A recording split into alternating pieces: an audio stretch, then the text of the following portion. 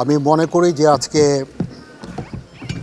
আমাদের জাতির জীবনে একটা অত্যন্ত গুরুত্বপূর্ণ দিন, আনন্দের দিন।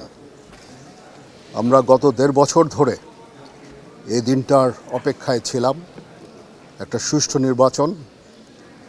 আজকে আলহামদুলিল্লাহ সেই নির্বাচন হতে যাচ্ছে।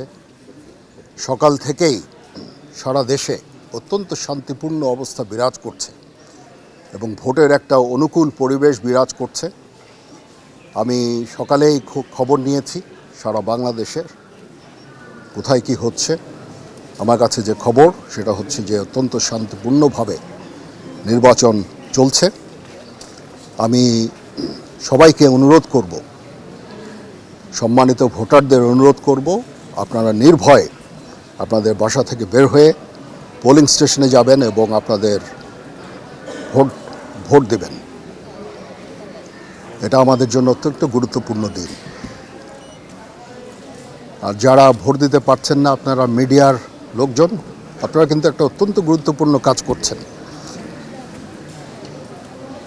সারা দেশের পরিস্থিতি জনগণকে জানাচ্ছেন, জনগণ আশ্বস্ত হচ্ছে এবং তারা এই ভোট দিতে যাওয়ার জন্য উৎসাহী হচ্ছে।